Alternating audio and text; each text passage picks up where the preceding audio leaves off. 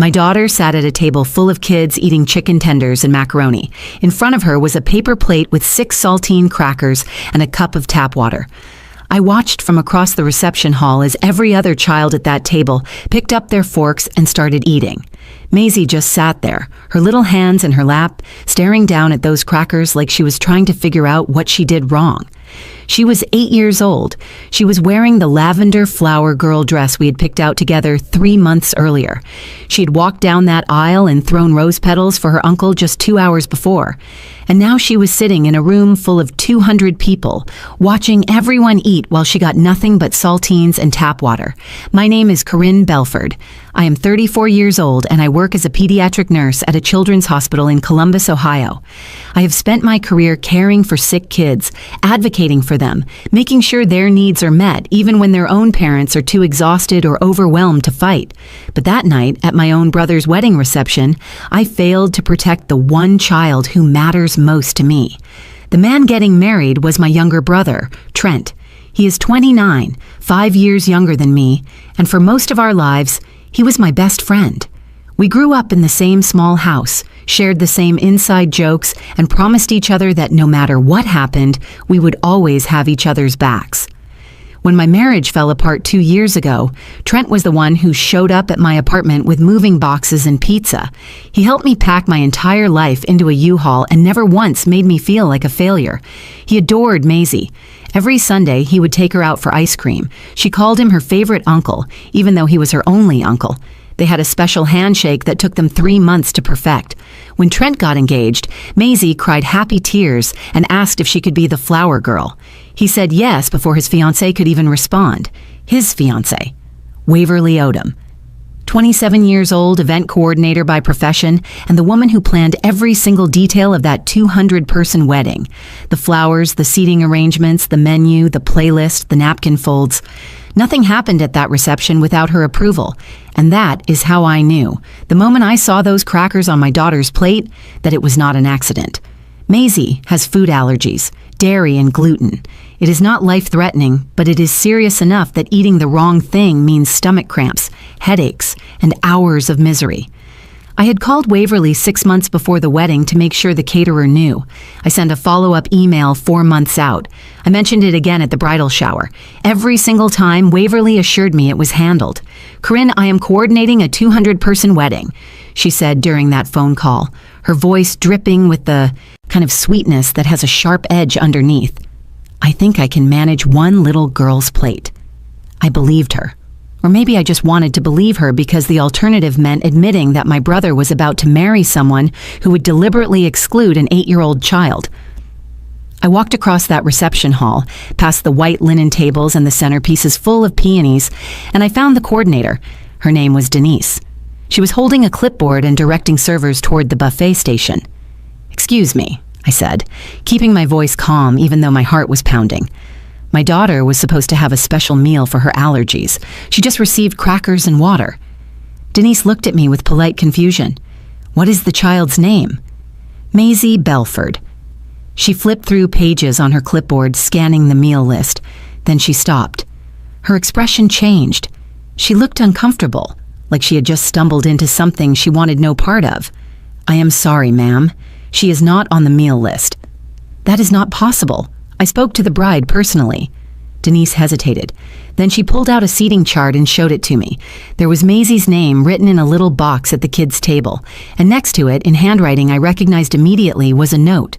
Waverly's handwriting. It said, "Allergy not real. Attention seeker. Crackers and water only. Do not upgrade under any circumstances." I read those words 3 times. I felt my hands start to shake. I felt the blood rush to my face and my chest tighten, like someone had wrapped a belt around my ribs and pulled. She did this on purpose. She called my daughter a liar. She made sure that Maisie would sit in front of everyone at that wedding and be humiliated. I looked across the room at Waverly, standing in her white gown, laughing with her bridesmaids, completely unaware that I had just seen exactly who she really was. I looked at my brother spinning on the dance floor with our mother, so happy he could barely stop smiling. And then I looked at Maisie, my little girl sitting alone at that kid's table nibbling on a cracker because she did not want to make a fuss.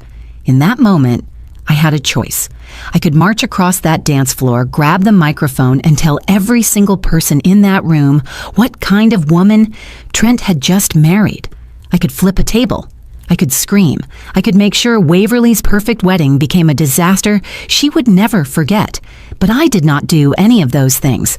Instead, I asked Denise one simple question.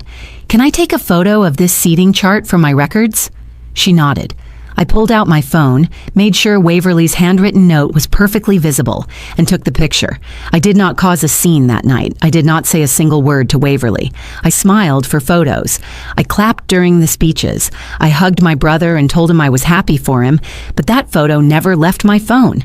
And what I did with it 3 days later did not just ruin their honeymoon.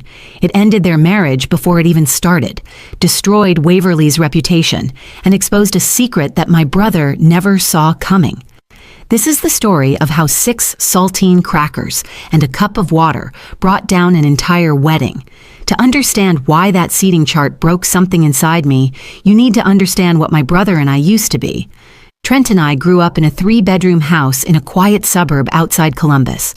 Our father, Holt, worked as a regional manager for a manufacturing company. Our mother, Gail, was a school secretary for 30 years before she retired. We were not wealthy, but we were comfortable. More importantly, we were close. Trent was 5 years younger than me, which meant I spent most of my childhood looking out for him. I walked him to school. I helped him with his homework. When he got picked on in middle school for being small, I was the one who showed up at the bus stop and made it clear that messing with my brother meant dealing with me. We had this unspoken rule between us. No matter what happened, no matter how bad things got, we would always protect each other. That rule held for almost 30 years. When I got married at 24, Trent gave a toast at my reception that made everyone cry. He talked about how I had been more than a sister to him. I had been his defender, his teacher, his best friend. He said he hoped my husband understood how lucky he was. My husband did not understand. That marriage lasted 6 years before he decided he wanted a different life, one that did not include me or our daughter. I came home one evening to find a note on the kitchen counter and half the furniture missing. He had cleared out our savings account and left me with a stack of bills and a 5-year-old who kept asking where Daddy went. Trent drove 4 hours that night to be with me. He sat on my empty living room floor and let me cry until I had nothing left. Then he helped me pick up the pieces. He co-signed the lease on my new apartment. He took Maisie to the park every weekend so I could work extra shifts at the hospital. He never once made me feel like a burden. That was the brother I knew, the one who showed up when it mattered. Then he met Waverly. She came into his life 3 years ago. They met at a networking event downtown, and Trent was smitten from the first conversation. Waverly was beautiful in that polished, put-together way that made you feel underdressed just standing next to her. She had a job she was proud of, apartment decorated like a magazine spread, and a confidence that filled every room she walked into. At first, I was happy for him. Trent deserved someone who made him feel special. But the longer Waverly was around, the more I noticed things that unsettled me. She never asked about Maisie, not once. When we had family dinners and Maisie was there, Waverly would talk over her or ignore her completely. If Maisie tried to show her a drawing or tell her about school, Waverly would give a tight smile and change the subject. Then came the comments about the allergies. The first time I brought safe snacks to a family barbecue, Waverly raised an eyebrow and said, "Must be exhausting catering to all that." I laughed it off, thinking she just did not understand. But the comments kept coming. At Thanksgiving, when my mother made a separate dish for Maisie, Waverly muttered under her breath, "Some kids just need to learn they are not the center of the universe." I told myself I was being oversensitive. My mother told me to give Waverly time, that she was not used to being around children. My father said nothing, but I caught him watching Waverly sometimes with a look I could not quite read. Trent changed too. He stopped coming to Sunday ice cream. He started canceling plans at the last minute, always with some excuse about Waverly needing him for wedding preparations. When I tried to talk to him about my concerns, he shut me down. "You just do not like her, because she is different from us," he said one afternoon, and the words stung more than I expected. "Waverly is going to be my wife, Corinne. I need you to accept that." So I tried. I swallowed my doubts and told myself that loving my brother meant supporting his choices, even if I did not fully understand them. The morning of the wedding, I woke up determined to make it a good day. I helped Maisie into her flower girl dress and braided her hair with little white ribbons. She was so excited she could barely hold still. "Do you think Uncle Trent will cry when he sees me?" she asked, spinning in front of the mirror. "I think he is going to cry the moment you start walking down that aisle," I said, and I meant it. We drove to the venue together, my parents in the front seat, Maisie bouncing beside me in the back. The sun was shining, the barn venue looked beautiful, and for one brief moment, I let myself believe that everything would be fine. I had no idea what was waiting for us at that reception. The ceremony was everything a wedding should be. The barn venue had been transformed into something out of a bridal magazine. White drapes hung from the rafters, twinkle lights wrapped around every wooden beam, and arrangements of peonies and roses lined the aisle. 200 guests filled the rows of chairs, fanning themselves with programs and whispering about how beautiful everything looked. Maisie walked down that aisle like she had been practicing her whole life. She scattered rose petals with careful precision, her lavender dress swishing with every step. When she reached the front, she turned and gave me the biggest smile I had ever seen. I felt tears prick my eyes, the good kind, the kind that come when you watch your child have a perfect moment. Trent cried when he saw Waverly walking toward him. His hands shook as he reached for hers. When they exchanged vows, his voice cracked on. The words, "I promise to love you for the rest of my life." I looked at my mother, who was dabbing her eyes with a tissue, and my father, who had his arm around her shoulders. For those 20 minutes, we were a family celebrating something beautiful. I wanted so badly for that feeling to last. The reception began immediately after the ceremony. Guests moved from the outdoor seating area into the main barn, where round tables draped in white linen filled the space. A live band played soft jazz in the corner. Servers circulated with trays of champagne and appetizers. I found our family table near the front and helped my parents get settled. Then I walked Maisie over to the kids' table near the back of the room. There were 8 children seated there, ranging from about 5 to 10 years old. Place cards marked each seat, and Maisie found hers between 2 little girls she did not know. "You okay here, sweetheart?" I asked, smoothing down her hair. "I am fine, Mommy. Go have fun." I kissed the top of her head and walked back to the adult table, glancing over my shoulder one more time to make sure she was comfortable. She was already chatting with the girl next to her, and I felt a wave of relief. Maybe I had worried for nothing. Maybe today would be the fresh start I had been hoping for. 20 minutes later, the servers began bringing out the kids' meals. I watched from across the room as plates were set down in front of each child. Chicken tenders shaped like dinosaurs, macaroni and cheese in little ceramic bowls, fruit cups with strawberries and grapes. The children picked up their forks and started eating, laughing and talking with their mouths full the way kids do. Then I saw Maisie's face. She was not eating. She was not laughing. She was sitting perfectly still, staring down at her plate with an expression I recognized immediately. It was the same expression she had worn the day her father left, confusion mixed with hurt, the look of a child trying to understand why something bad was happening to her. I stood up from my chair and walked toward the kids' table, my heart beating faster with every step. When I reached Maisie, I looked down at what was in front of her, a paper plate. Not a real plate like everyone else had. A flimsy white paper plate with 6 saltine crackers arranged in a row. Next to it was a small plastic cup filled with tap water. "Maisie," I said softly, kneeling beside her chair, "what happened to your food?" She looked up at me with watery eyes. "This is what they gave me, Mommy." "Did I do something wrong?" "No, sweetheart, you did nothing wrong. There must be a mistake." But even as I said the words, something cold settled in my stomach. I had confirmed Maisie's meal 3 times. I had spoken to Waverly directly. There was no reason for my daughter to be sitting in front of crackers and water unless someone had made sure it happened. I squeezed Maisie's hand and told her I would be right back. Then I walked toward the catering station, scanning the room for someone in charge. I found Denise standing near the kitchen entrance, clipboard in hand, directing servers with quiet efficiency. "Excuse me," I said, and I was proud of how steady my voice sounded. My daughter was supposed to have a special meal due to food allergies. She just received crackers and water. Denise turned to me with a polite, professional expression. "Of course. Let me check. What is the child's name?" "Maisie Belford." She flipped through pages on her clipboard, running her finger down a list of names. I watched her face change. The politeness faded into something uncomfortable, almost apologetic. "I am sorry, ma'am. She is not on the meal accommodation list." "That is impossible. I spoke to the bride about this months ago." Denise hesitated. She looked around as if making sure no one was watching, then pulled out a large seating chart from behind her clipboard. She pointed to a small box with Maisie's name written inside. "This is what I was given," she said quietly. I looked at the chart.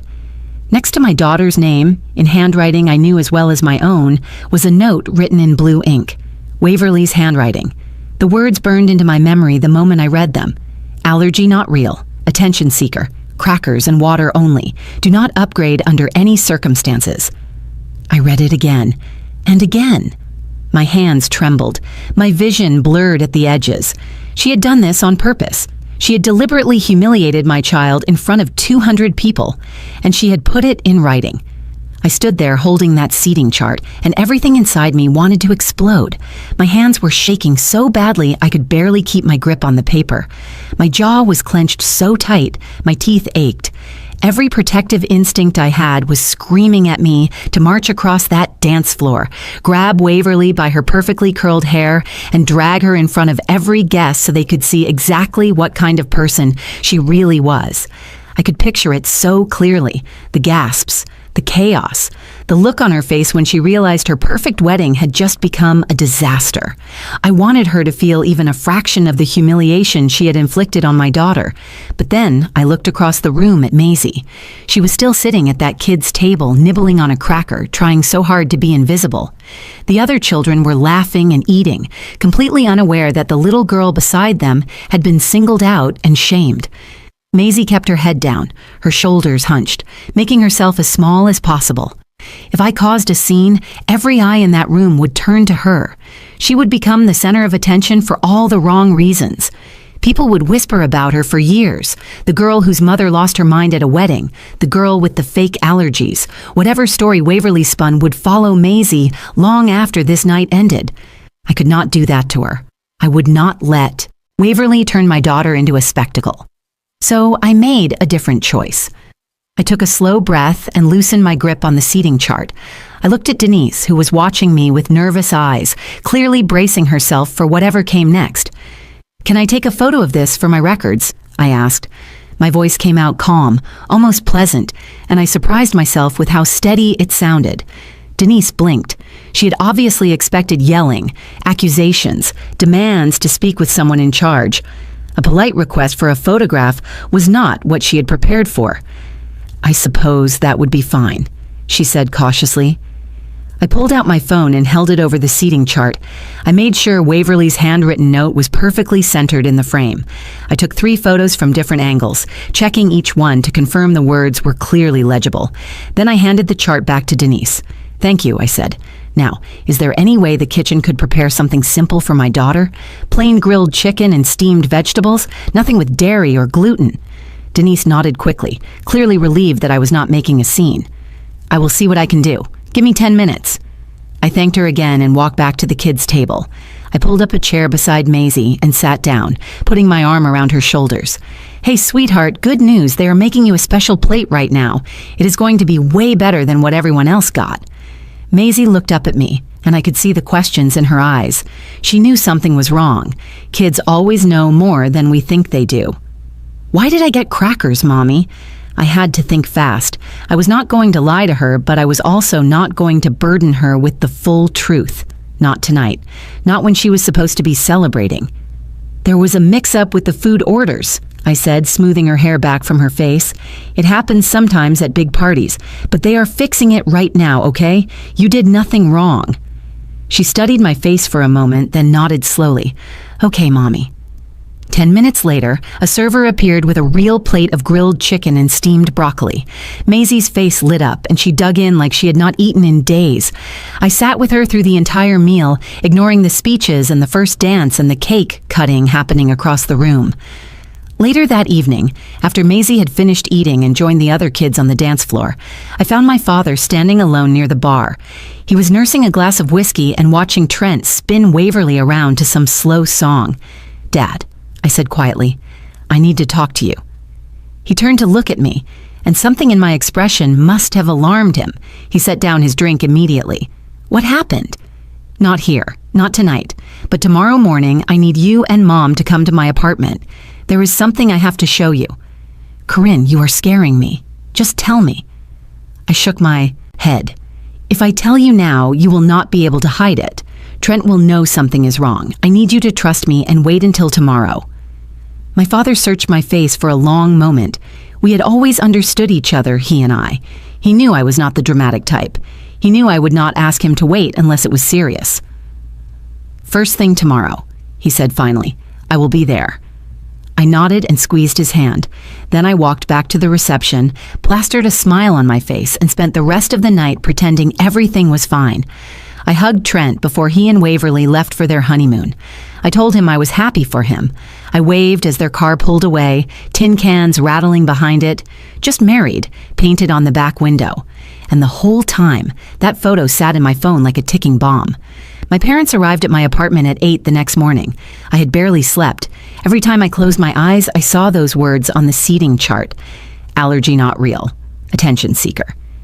I kept replaying the image of Maisie sitting alone with her crackers, trying not to cry while everyone around her enjoyed a real meal. Maisie was still asleep in her room when my parents knocked. I let them in and led them to the kitchen table. My mother looked worried. My father looked like he was bracing for bad news. "Corinne, what is going on?" my mother asked. "You've been acting strange since last night." I did not say anything. I just pulled out my phone, opened the photo, and set it on the table between them. "Read that," I said. My father picked up the phone first. I watched his face as his eyes moved across the screen. I saw the exact moment he reached the handwritten note. His jaw tightened. The color drained from his cheeks.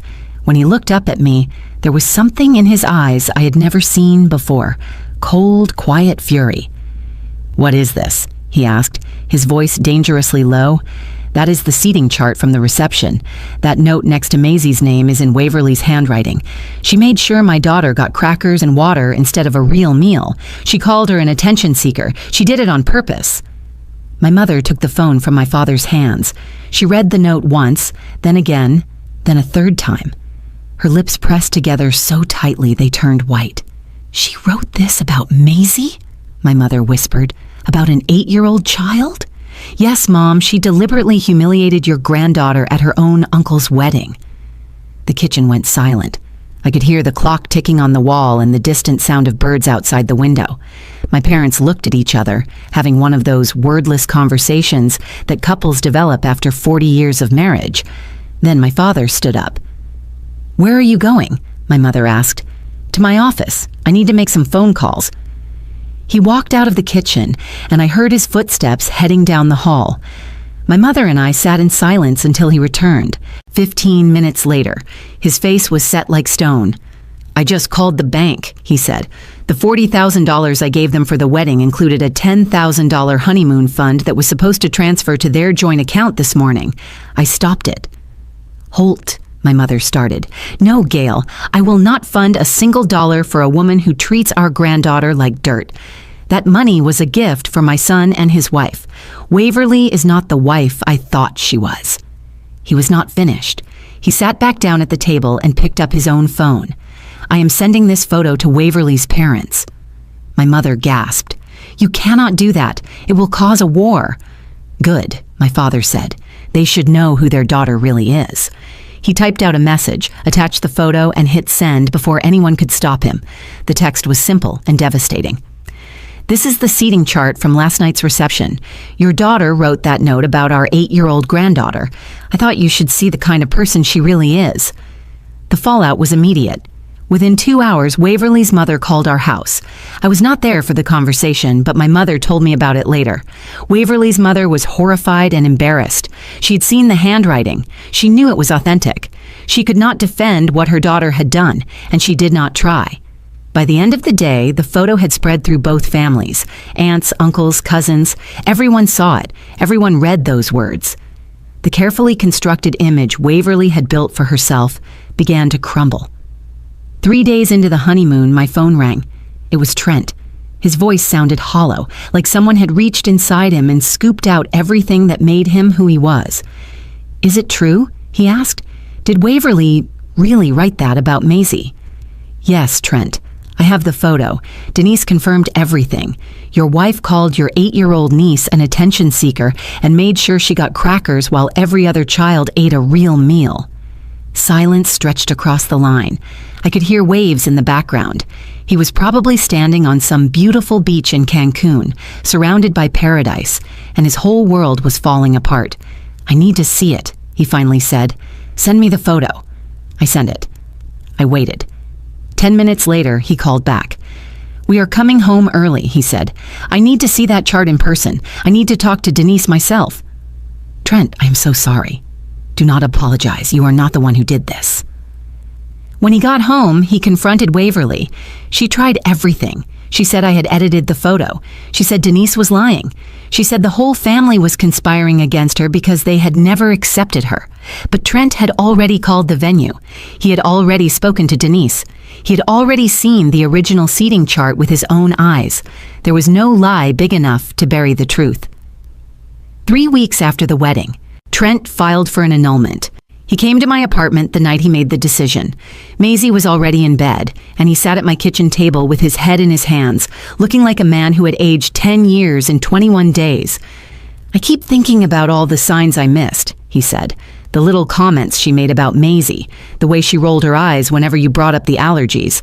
I told myself she just was not used to kids. I told myself she would warm up eventually."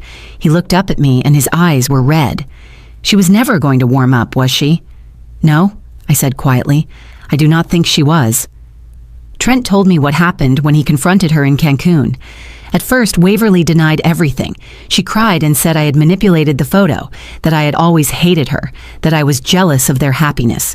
When that did not work, she switched tactics. She said Maisie's allergies were exaggerated, that I was raising a spoiled child who needed to learn she was not special. That was the moment Trent knew. "She looked me right in the eyes and said an 8-year-old deserved to be taught a lesson," he told me, and she did not even flinch. There was no remorse, no guilt, nothing. It was like she genuinely believed she had done the right thing. He said he looked at her standing there in that hotel room, the woman he had married 4 days earlier, and realized he did not know her at all. The person he thought he loved had never existed. She was a mask, and the seating chart had ripped it off. The annulment went through faster than anyone expected.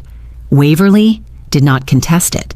I think she knew that fighting would only make things worse, that the photo had already destroyed her reputation, and dragging it through court would finish the job. Her own family turned against her. Her sister, who had been her maid of honor, stopped speaking to her entirely. Her mother called my mother to apologize 3 separate times. Word spread through her professional network, too. An event coordinator who would deliberately humiliate a child at a wedding was not someone vendors wanted to work with. Within 2 months, she lost her job and moved to another state. I wish I could say I felt satisfied. Part of me did. But mostly, I just felt tired and sad. Sad for Trent, who had to rebuild his life after discovering his wife was capable of cruelty he never imagined. Sad for my parents, who had watched their son's happiness shatter. Sad for Maisie, who still sometimes asked why Aunt Waverly did not like her. That was the hardest conversation I ever had with my daughter. I sat her down a few weeks after everything settled and tried to explain in terms an 8-year-old could understand. "Sometimes people do mean things," I told her. "Not because of anything you did, but because of something broken inside them. What happened at Uncle Trent's wedding was not your fault. It was never your fault." Maisie thought about that for a moment. Then she asked, "Is Uncle Trent going to be okay?" "Yes, sweetheart, he is going to be just fine, and he loves you very much." Trent started coming around again after the annulment was finalized. Sunday ice cream dates resumed. He and Maisie rebuilt their special handshake from scratch because she decided the old one had bad memories attached to it. The first time I saw them laughing together again, I cried in the kitchen where they could not see me. My brother apologized to me more times than I could count. He said he should have listened to me. He said he should have seen the signs. He said he would spend the rest of his life making it up to Maisie. I told him the same thing every time. You did not know. None of us really knew. What matters is what you do now. I learned something important through all of this. For most of my life, I had been the peacekeeper.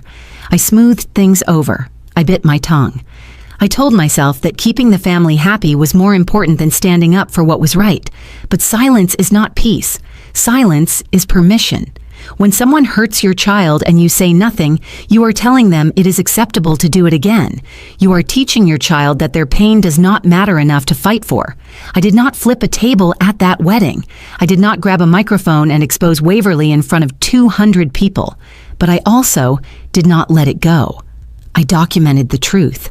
I waited for the right moment, and I let that truth speak for itself. Sometimes the quietest response is the most powerful one. Waverly thought crackers and water would put my daughter in her place. She thought she could humiliate an 8-year-old girl and get away with it because no one would make a fuss at her perfect wedding. She was wrong. That seating chart did not just end her marriage. It revealed who she really was to everyone who mattered. And in the end, that was a punishment far worse than any scene I could have caused. Maisie is doing great now. She's 9 years old, thriving in school, and has zero doubt that her mother will always fight for her.